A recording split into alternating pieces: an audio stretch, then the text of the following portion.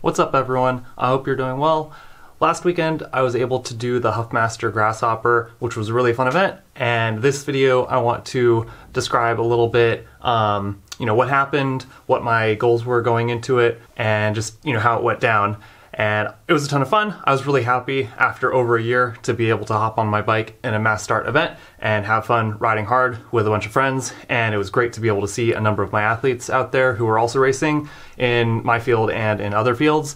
And overall, I think it was a great success. For those of you that don't know, this last year obviously has been very different for racing, but it's also been very different for me personally because my partner and I have a new child, and I don't normally want to share any extraneous personal information in these videos. I mostly want to be informative and help you with your training, help you with your experience as an athlete. But at least for me, that's very relevant and has a very big impact on my ability to train and the schedule that I have in my life in general. And I'm sure a lot of you can relate to that because we all have our own, constraints in our schedule and our training abilities. But for me, that's definitely the biggest constraint that I've had to deal with because all of my work and training has to revolve around what's happening at home. So that's just important information that has an impact on my training and has an impact on the preparation that I did for this race and for anything else that I might be doing in the future. Because I would like to do some racing this year, and this is my first kind of go at it. And my expectations are obviously adjusted based on my priorities and my ability to train, but I'll go into that. So first off, for those of you that might not know, the Huffmaster Grasshopper is a part of a series of races, the Grasshopper Adventure Series, that happens here in Northern California. And normally there's a handful of events that can range from mostly or all road to mostly off-road and can be suited to road bikes, gravel bikes, or mountain bikes, depending on the course. And they're usually like longer events, not necessarily epically long. They're not like 100 plus, 200 mile events, but they're usually like 50 to 90 miles or something like that. So this particular event happened about an hour and a half north of the Bay Area and was half gravel, half road for a total of 89 miles, and not very climbing intensive. There were a few climbs, but the total elevation gain on the course was not a ton. And for the most part, a lot of the rolling elevation gain was not impactful. And I would say there's only maybe 2 significant climbs that were steep enough and long enough to really provide any kind of a constraint on the way that the dynamic of the field would go. So most of the race was determined by the wind and the gravel and just the attrition that occurs through riding through the gravel, which is slow, and then dealing with crosswinds for parts of the race, depending on what the direction was. The course was great. It was a lot of fun. It definitely could have been much hotter than it was. It was warm, but it only topped out in the mid 80s, and most of the race it was in the upper 70s to about 80 degrees. So it was warm enough that you're sweating a good bit because you're riding hard, but it wasn't oppressively hot like it could be, because it could be 90 to 100 degrees out there in the northern and central valley. So for me, what were my goals doing this event? Mostly I just really love racing. I love riding hard. I love connecting with people that are, friends and former teammates and my athletes in other fields. So it was really just fun to go out there and do the event, to ride hard, and feel like I was satisfied that I was putting in a really good effort. Obviously, I'm not training as much as I used to in such a way that I would feel like I was going to be at the front of the race, being in contention for the win, and that's fine. There might be the possibility that could happen if I am able to string together a series of several weeks or a few months of quality training, but that's just not my top priority at this moment. So mostly I wanted to go in, have a good time, riding hard, finish at the front end of the race, but not necessarily in contention for the win. So I was expecting that it was going to break up over the last climb and that I might end up in the second group on the road. And that's kind of what happened. It broke up a little bit earlier than that, but I was more or less in the second big cluster of riders throughout the last third of the race, which was a ton of fun. And given the fact that I haven't been racing lately, I often find that the first couple of road races of any given season, after several months of just training on my own, I definitely have a tendency with all of the small accelerations and the extra, alertness and kind of excitement, the extra adrenaline of racing, I tend to be prone to cramping late in the early season races. So I was hoping that I would be able to, govern my efforts and prevent myself from cramping and having to stop late in the race, because that has happened before. And so, mostly I just want to make sure that I'm not doing a ton of hard accelerations throughout the whole first half of the race so that the second half of the race I'm just totally suffering. Okay, the last several days going into the race, I did a few rides. On Tuesday was my last hard workout. I did about 2.5 hours with about 20 minutes of hard threshold riding, or like slightly above threshold, and that was a good workout. It was good enough to like make me feel like I was ready to ride hard. It would have been nice to do a little bit more mileage that day because there's still a few days to recover, but I just didn't have time for it. On Wednesday, I did a couple hours of mostly easy endurance riding. On Thursday, I went out on my gravel bike and kind of test rode my equipment. I did about 2 hours and 40 minutes, mostly pretty steady.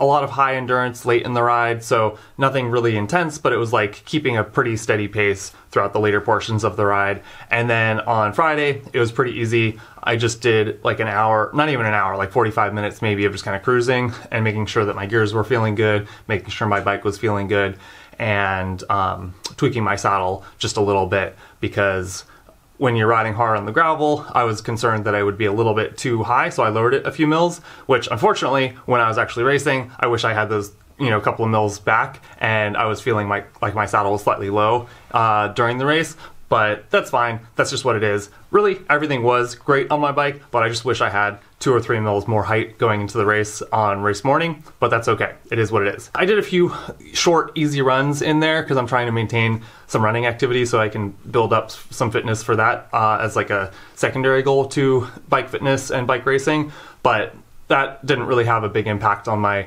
overall training load because those were just some really easy 3-mile runs that really didn't amount to anything. The last 24 hours before the race, I had a few extra carbs, I had a little bit of extra sodium so that I'd go into the race well fueled and well hydrated and retaining a little bit more water so that I could more easily deal with the heat and all the sweating that would occur. Even if it's not terribly hot, if you're going hard for 3 or 4 or 5 hours, you're really gonna sweat a ton, and if it's not easy to get tons of fluid intermittently throughout a race like that, it is helpful to just start really well hydrated. And even if you could get bottles every hour because you go through a feed zone, it's great if you go into the race well hydrated with plenty of sodium so that you can maintain good blood volume better and make it easier for your body to perform well on race day. On race morning, knowing that I was well fueled from the previous day and that I had plenty of fluid and electrolytes in my system, I don't think I had anything to eat that morning. I just had some coffee, and then on the way to the race, I had a mix of electrolyte that I drank most of that bottle, so probably like 20 or 25 ounces of electrolyte mix before the race start at 9 a.m. And of course, a couple cups of coffee. And that was about it. I started the race with an empty stomach, feeling comfortable, breathing easily, and not having a big spike in blood sugar and blood insulin right before the race.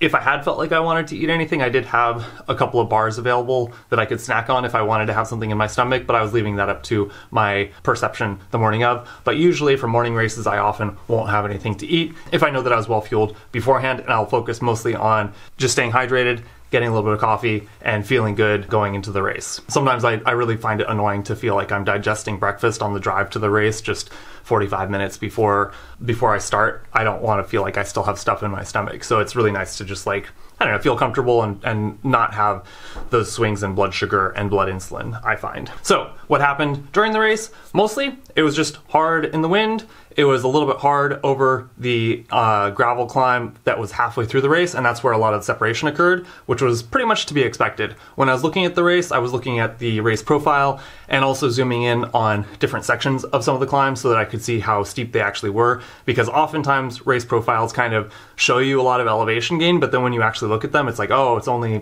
200 feet of elevation gain for this climb. That looks like a substantial bump, but you see it's only a little bit of elevation, and it's only maybe like 3 or 4 or 5% gradient, so it's not really enough to be selective.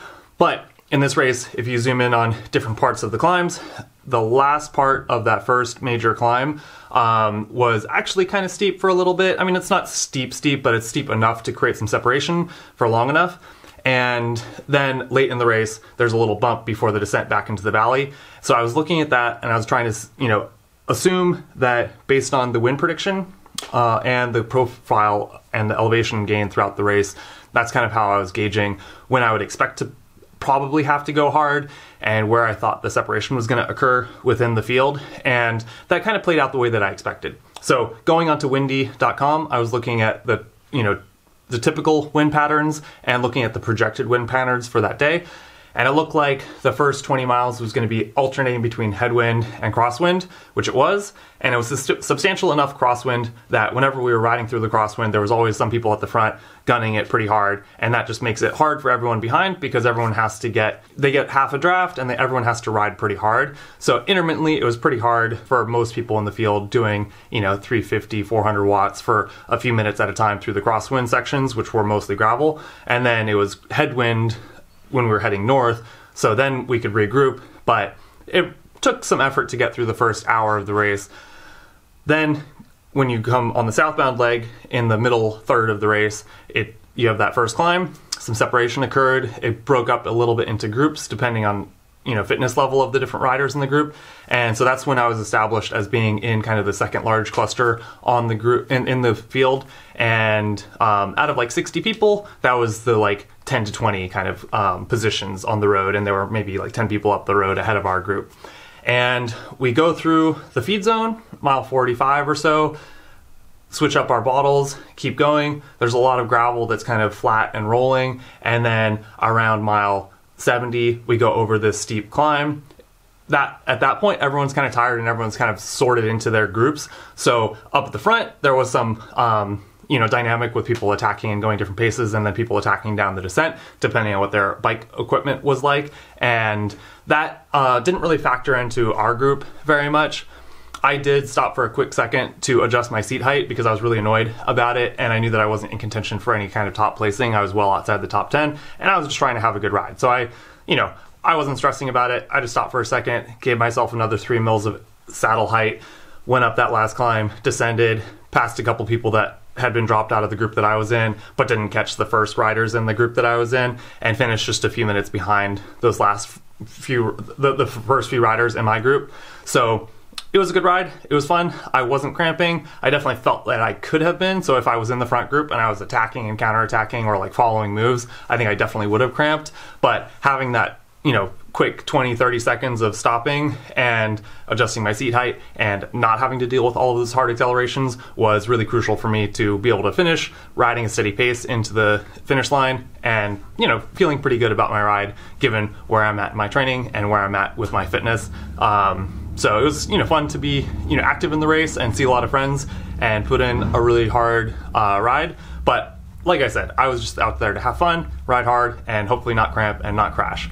Strategically and tactically, the way that the race played out, I think it went more or less as expected. But I think that the biggest thing is just that, it would be fun to be able to train 15, 16, 18 hours a week pretty routinely and do routine rides that are like 5 or 6 hours long that are really high quality. But that's just not where I'm at in my current training routine. So you have to do the best with what you have, and that's true for all of us, unless you're a professional athlete and you can train 30 hours a week. Whether you can train 6 hours a week or 10 hours a week or 12 hours a week, just think about where you're at in your training, what you're training for, what your goals are, and just try to work around the constraints that you have to move in the direction that you want to be moving so you can hopefully make the most gains in the ways that are relevant to you.